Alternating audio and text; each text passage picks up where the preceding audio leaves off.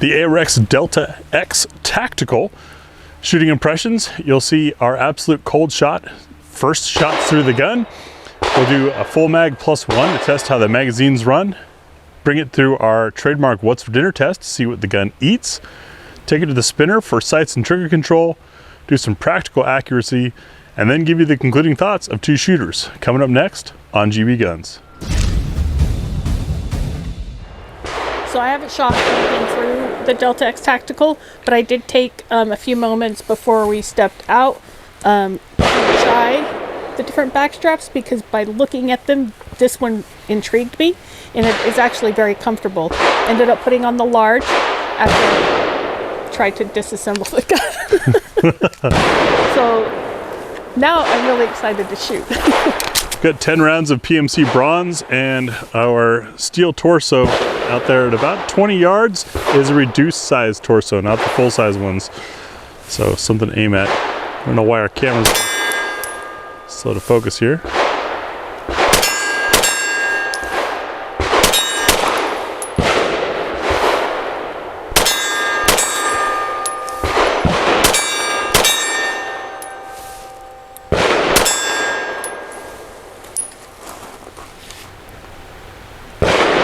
Thoughts. Gonna give it a little more time. So far I'm really enjoying shooting this. What do you think of that backstrap? Going to a large seems unconventional for a medium hand-sized woman. It's not though. I can still touch my fingers here at the top, which is where I apply a lot of pressure for my push-pull grip. The swell on this, it fills the back of my hand, because though I have small hands, they're broad. They're wide across. So I need a little bit extra there. I really liked it. Like I was at home. And this is something too we've noticed with other guns. We've done the Delta M, which has a shorter frame. We noticed this on the Walther PDPs. When you go to a longer frame, sometimes you want to reconsider backstraps, because the longer frame is going to hit your hand different. The curve's going to hit your hand in a different spot. And that's why we've got Tia, with a woman with medium-sized hands, going for the large backstrap. Well, I ran the Delta Gen 2 M through a shooting on the move course and liked it. So I'm looking forward to trying this X, see how the slide release works for left-handers. It does. Excellent. And let's see. Oh, blacked out rear sight and white front sight really shines in this low lighting we've got on a January day in the Northwest. It's a nice day. It's not That's wet. really easy to shoot. Really easy to shoot. Yeah. That Blazer 115 grain was kind of barely tumbling out of it, but uniformly. Mag release on the other side is stiff. You got to really push it. I think because it's short, it almost feels flush. Yeah, it is. Whereas it's raised for the right-handers. I'm sure you can flip that around, reverse it. Anyways, let's see how these mags run with the +2 fully stuffed. So off camera, Tia was just telling me her thoughts about this. No, I can't steal a line. Anyways, full mag +1 using the PMC bronze 115 grain, using our flush mag for the +1, and a +2er, giving us 19-20 rounds. I'm going to aim at that same piece of steel, try to burn it down. We're just looking to see how the mag runs. Ideally, I hit things, but at these speeds, sometimes I can't pull that off.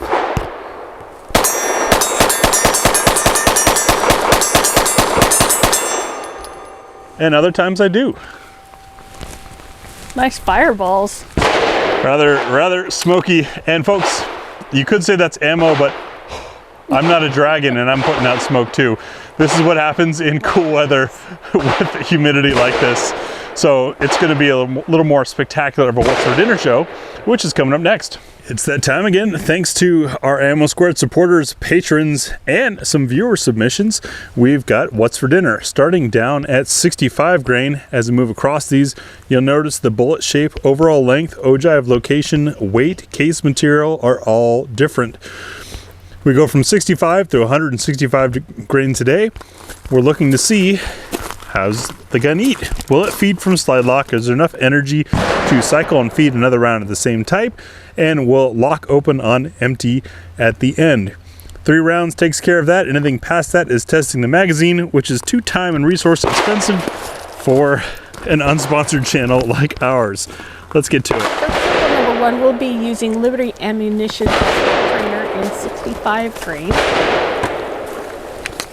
This is a lead-free.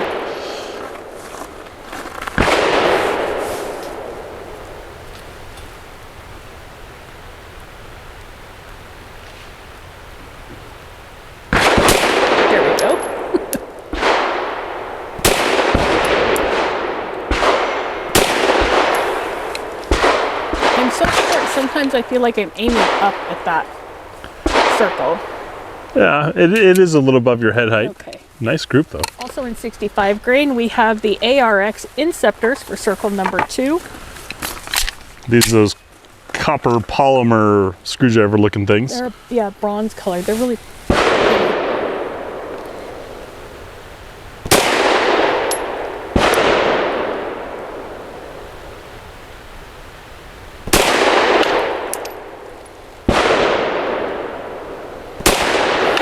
Unidentifiable secret. Though I wish I could.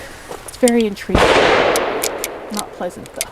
These Underwood ammo in from a viewer. These are a 68 grain Extreme Defender plus P round. These are the solid copper screwdriver tips.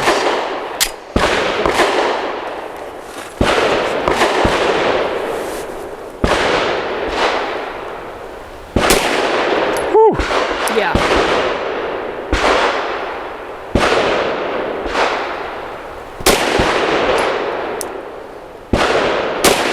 Damn. Felt every bit of that plus. I felt that through my whole right leg. Whew.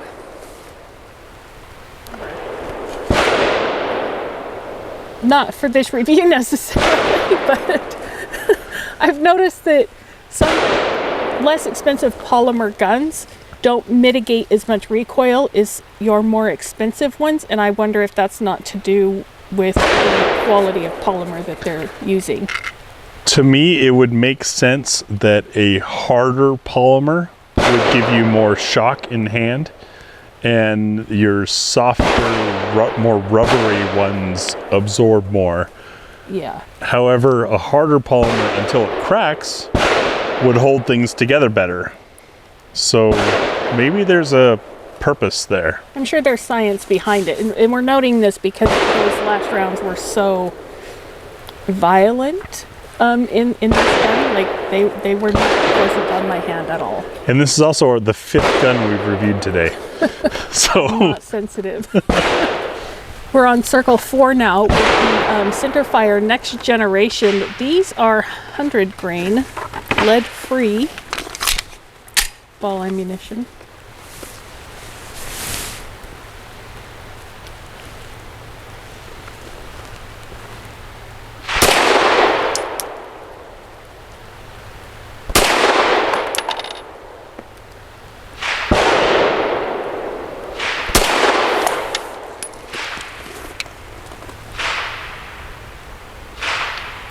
looks like 2 touching and then 1 a little high.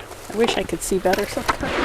And for circle number 5, we have Blazer's 115 grain aluminum cased ammunition. We use aluminum cased ammunition because it tracks and expands at a rate, and there's a different friction coefficient within the magazine and within the chamber. In the magazine, it's the 2 cases against each other, or multiple cases, but going into and coming out of the chamber is a little tougher sometimes with aluminum and steel. Plus, if it's expanded or contracted at a different rate than brass, it might not be fully contracted in time or might contract too soon. I don't know. I'm not a metal temperature scientist guy. I just know these things do exist, and that's why some guns choke on them, and that's why we include it in our test. And it's affordable, so circle 5.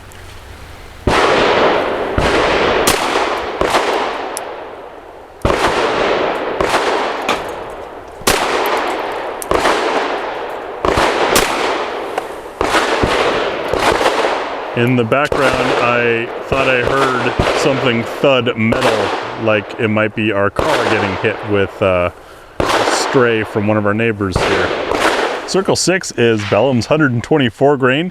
This is just your standard full metal jacket stuff out of Serbia. It tends to be NATO pressure. And a little smoky sometimes. Yes, but clean in the gun. We Yes. ran a lot of this stuff at a course. In fact, it was the course where I used an Arex Delta M. And it was flawless for us. Oh, Just slightly higher recoil. Because it is a hotter load. they are loud. I have electronic ear pro in, and I have headphones on so you can hear Graham speaking, and that sound was completely magnified. And speaking of loud, here's some 124 grain plus P. This is the Winchester USA Ready Defense. It's a nickel-plated projectile and case, and has a red polymer piece in it, sort of like their, I'm drawing a blank now, but their duty line for law enforcement. And I've seen this stuff in gel. It's actually pretty impressive. Not something to take lightly, nor does it shoot lightly. So here we go, Circle 7. Woo! Yeah. Yeah, it's a spicy meatball. Gee.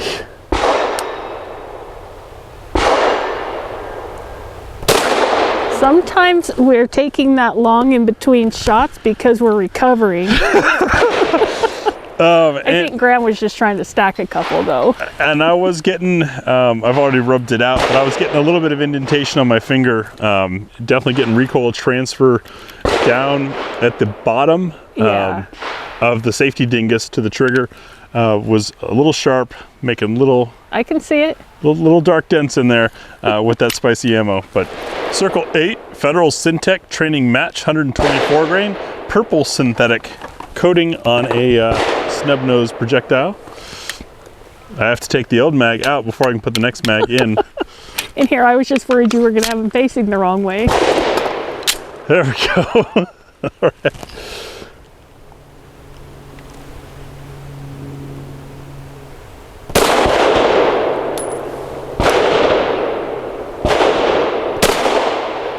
Yeah, these are recoil and a little heavy too.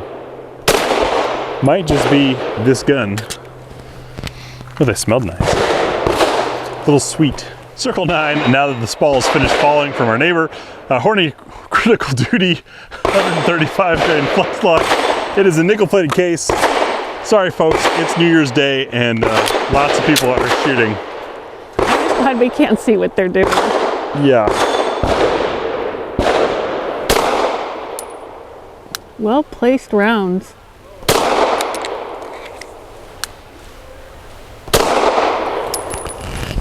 That shot pretty nice. Very stout recoil sense through this gun. Look what I caught. Tia caught one of the cases.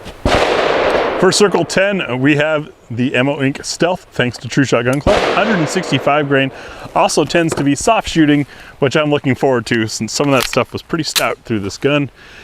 You know, the Arex Delta Gen 2s are very lightweight pistols, and that's part of why you feel more recoil in them. When you consider it as a carry option, that you're going to be carrying it more than you're shooting it, then it's okay.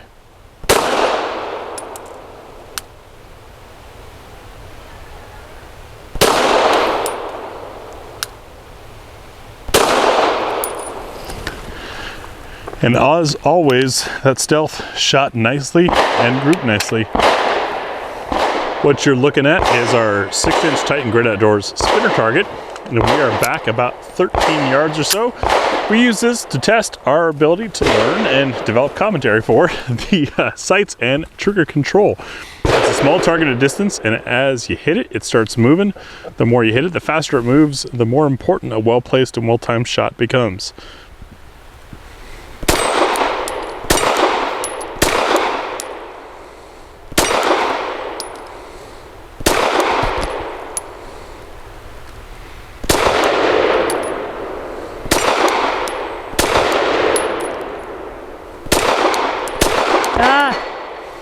got me on that one.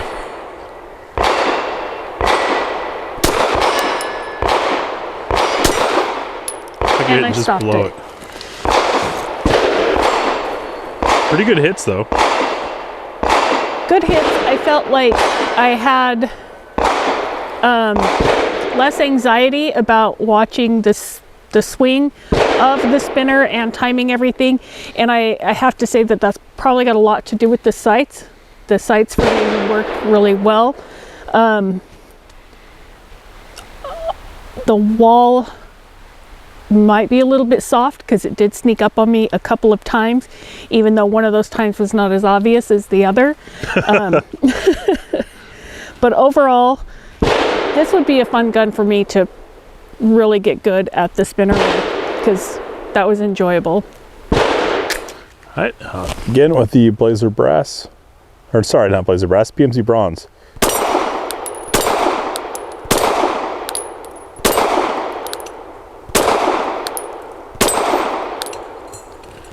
See, and he did it again. He let me go first and loosen those legs up so it would just fall right over.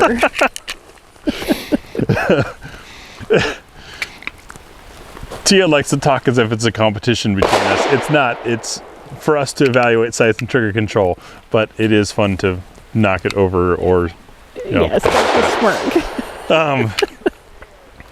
This trigger is very timeable.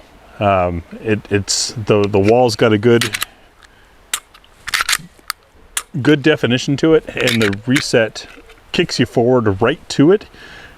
Pull again and you're at the wall. There's no extra retake up, which made that great. Having a blacked out rear and white dot front sight was excellent for being able to keep an eye on things, and the size of the sight I think makes it really easy for that. This is a sight that's easy to find and easy to keep track of. And it's evenly centered, and though we don't focus on the color of the dot, when they're off center, for me they throw my sight picture off a little bit because I'm constantly trying to adjust for that. Yeah, we have had some where the dot isn't perfect on the post, or the fiber optic isn't perfect on the post, and that can be infuriating. But a good handling gun.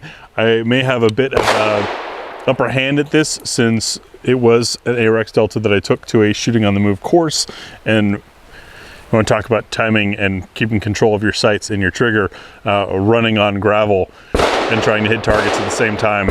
It's definitely a place where that application comes into hand. Next, we've got practical accuracy. So for 5 shots from 7 yards for accuracy, we use the Nosler 115 grain assured stopping power jacketed hollow point. And I will aim at the left circle square. And this is a 1-inch square, which from 7 yards tends to scale back to about the size of your front sight post.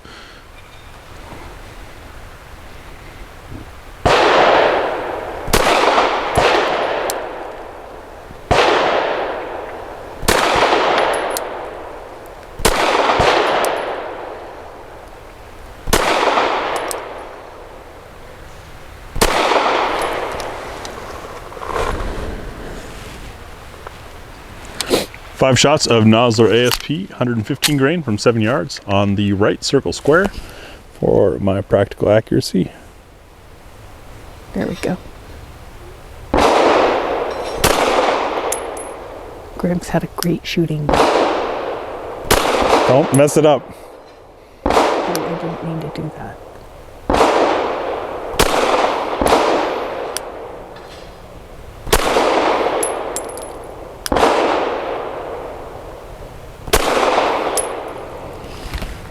My eyes are tired. I can't see it. I wasn't trying to jinx you. I thought that maybe you wouldn't be able to hear me. I was just commenting that you've had a really good shooting day. I could just hear that you were whispering in the background. So my overall impression of this Arex, it's an Arex, it's a tactical. This is the Delta X Tactical. Delta X Tactical. I remember most of it. I'm really impressed. I would recommend this gun to anybody. It shoots really, really well. It's easy to learn. It's extremely comfortable.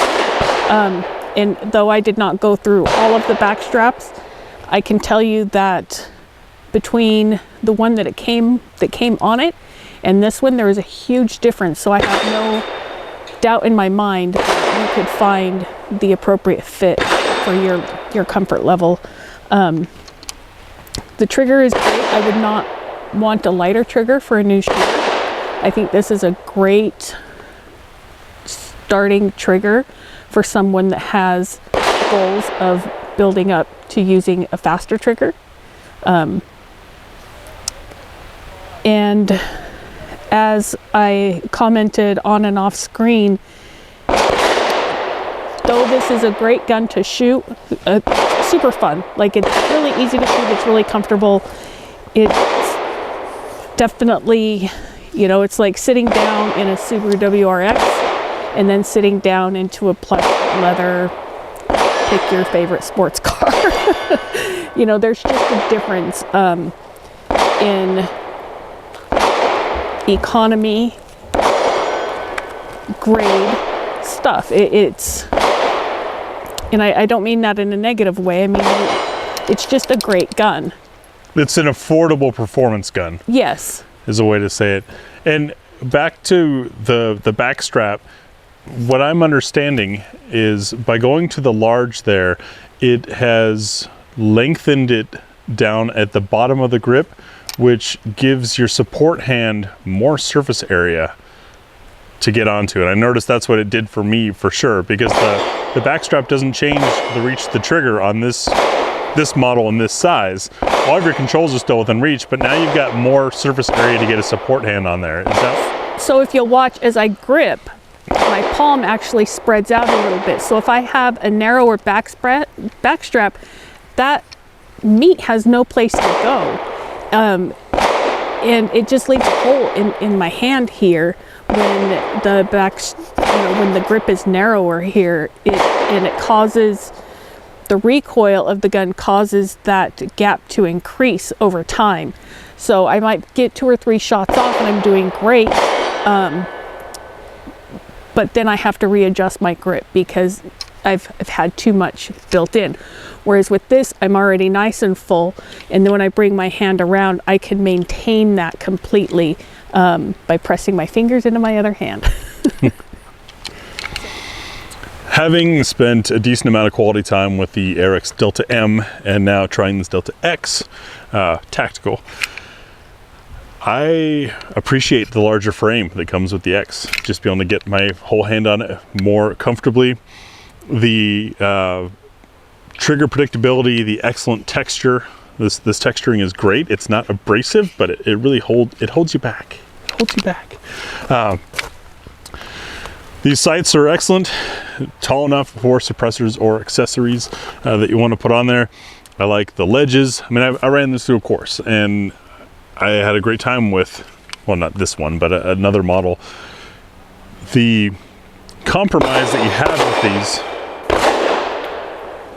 these is, and I don't remember because I had to pause because their neighbors have some very noisy guns, but there we go, now I remember.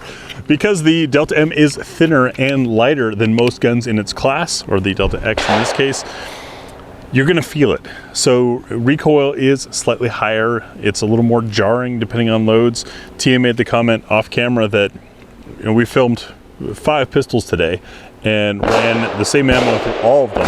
And the experience was different for each load with each gun. And it just comes down to picking your ammo for your gun, for your application, be that a course or range day or something like that. You're gonna wanna try these things out. It's part of why we do these what's better tests. Another thought too that I've had throughout the day and meant to mention is changing the back strap at home to get a good grip is great, but don't settle on that. You're gonna wanna run a few rounds with each of those grips too, because the firing of the gun changes your grip. So don't just think that, well, this feels great. Know what it feels like after shooting, you know, a few rounds through it. Yeah, be in that shooting a 5-round group with each back strap or running the same drill with each back strap. You'll find different fits. Tia and I are fortunate enough to have experienced enough different guns backstraps that we can kind of eyeball it, but we're still not always right. And moving to the large by default was certainly not something I would have estimated to be right, but it certainly worked well. The gun was flawless as I recount. Yeah, we didn't have any issues with it. No issues that I recall. Just an overall well-built, excellent gun that, to me, especially for the price point, shows you what Arex is willing to do to make sure you've got a good gun that a lot of other manufacturers aren't willing to do, at least not yet. And that makes these an incredible value, a safe gun to go after. The only negative or light caution that I could give you is you are going to feel a little more recoil through these than you are other guns. Is it unbearable? No. Obviously, I ran one through a class, but it's just something to be aware of, especially if you're going to put some hot loads in it. The good news is, chances are, if you're running plus speed or anything like that, it's a defensive load that you test once and then carry. It's not something you're shooting all day, so who cares, really? But once again, Arex has come through with a spectacular model. Lots of things that this size and being optics ready, having the tall sights and having a threaded barrel, this thing's ready for just about anything you want to do with it, while it's still slim enough to carry. Thanks for watching.